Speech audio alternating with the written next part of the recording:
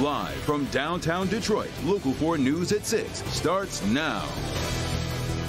A Detroit woman paid for something special at a local cemetery to honor her late mother. Nearly a year later, she feels they haven't delivered what they promised. Sharon Hobson says she's heard a variety of excuses for why the memorial to her mother hasn't materialized. Well, Sharon has just about given up hope that the bench that she and her family paid for will ever show up. Victor Williams went to Forest Lawn Cemetery looking for answers, and he found some.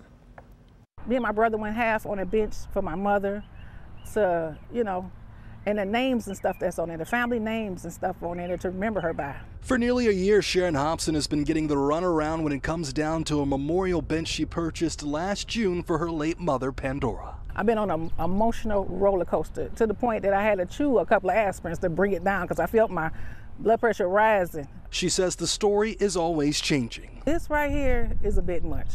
To be waiting and somebody telling you 1 minute, the bench is in, and then turn around and tell you, oh, it's not. Can you take a picture? Oh, no, I can't take a picture because it's stacked too high. Then I get a call. I called Friday, and then they said, oh, it's not even in yet. And to make matters worse, this family could not even celebrate Mother's Day here at the cemetery. Sharon says that without the bench being installed, there is no indication of where her mother's body may be buried. It's like, how can you really find what you're looking for? This is the worst way to remember. I don't wish this on my worst enemy because this is terrible. We tried ourselves speaking to management. Can you speak on it? No comment. But we too also got the runaround. If you guys can just give us some answers, that would be nice. And now Sharon just wants her money back. At this point, a full refund because I'm done with this roller coaster ride. This is terrible.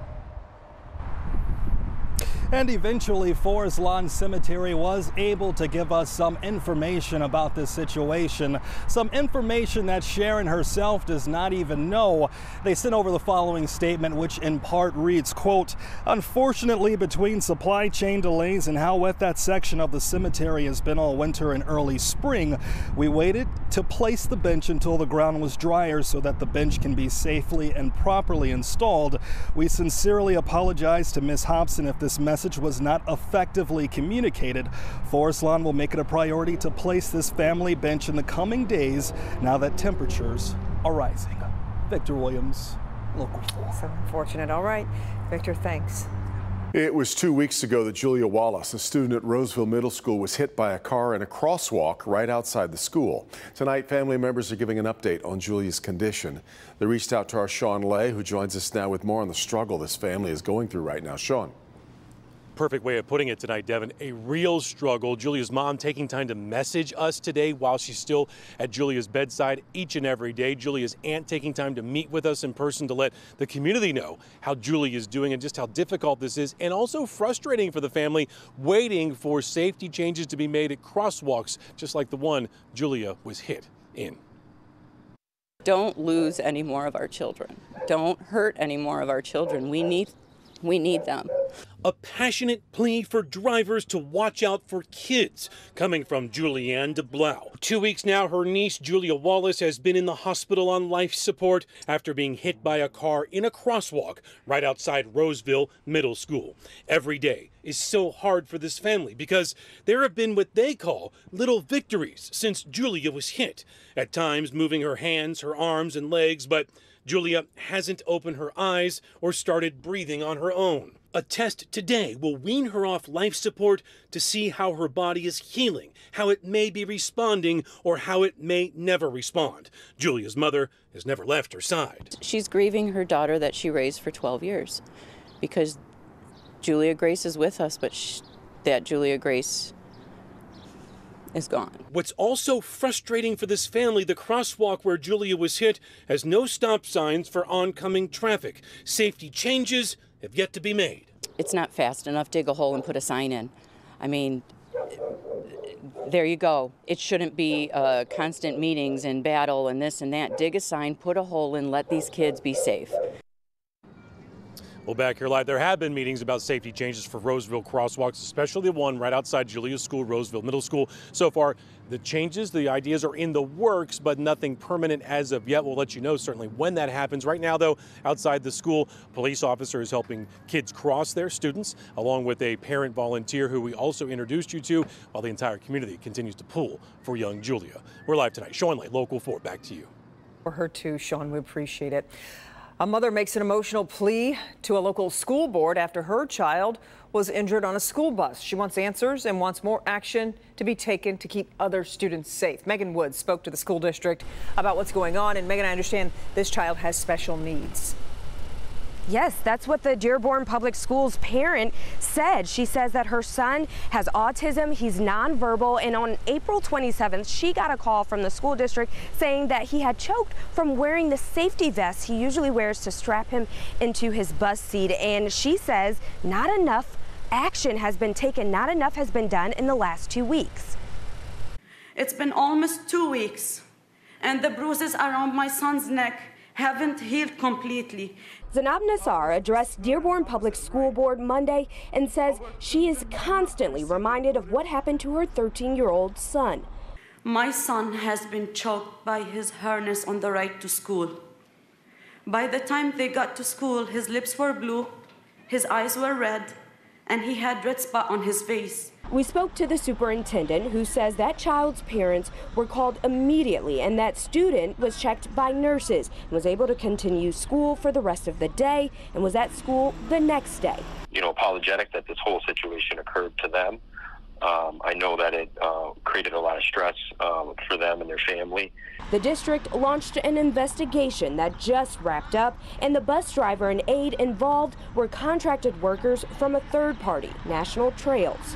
Our finding was that there was some corrective action that was necessary, and so we were concerned enough that we did not want them returning to our district given the action that was taken by both of them.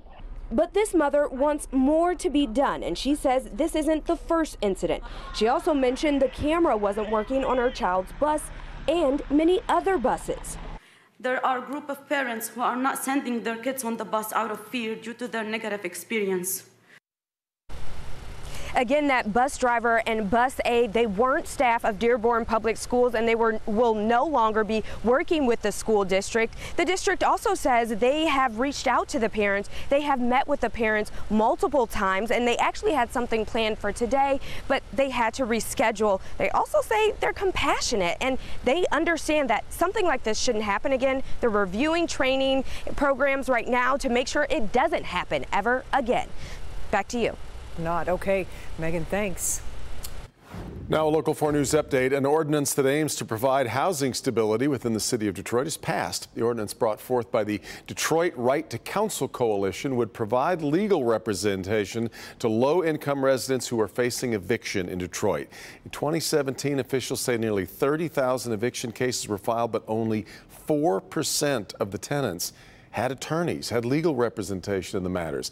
8 major cities across the U.S. has implemented right to counsel initiatives like this one.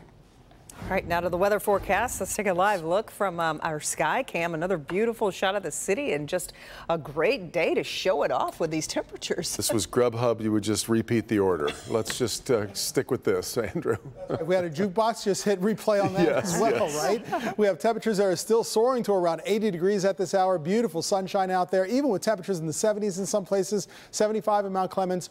Still warm and wonderful. Beautiful shot of downtown Detroit. We've got 80 degrees over at Metro Airport. Relative humidity at 32%. It is very dry out there, and that is key. No rain in sight for now, but these showers and storms that are farther to our north and west here in Wisconsin, they're going to travel across Lake Michigan and get closer to us later on tonight. But it bumps into that dry air, so the chance of showers is minimal, but it is not zero. We'll talk more about the possibility of showers, even thunderstorms later tonight, and higher temperatures later this week in just minutes.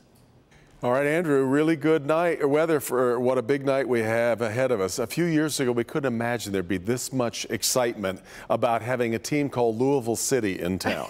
That's right, but after last month's big upset of the Columbus Crew, there are more eyes than ever on Detroit City Football Club as they try to advance even further in the U.S. Open Cup. Mara McDonald live in where else? Hamtramck, where fouling is the warm-up for the football tonight. Mara. I'd love to tell you that I can hear you, but that would be a lie. We are pre-gaming with the DCFC fan base. You know, normal people go to games and they just sort of show up at the game. That's not what this soccer club is all about. It is tradition to be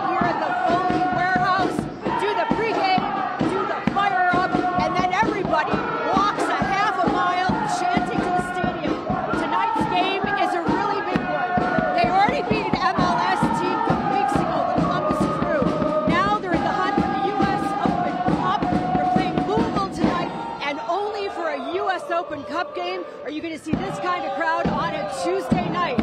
So, needless to say, we're in prime pre-gaming mode, and we're going to march all the way to the stadium. Live in Hamtramck tonight, I'm Mara McDonald. Did she say something? I don't know. There's no point asking her anything either.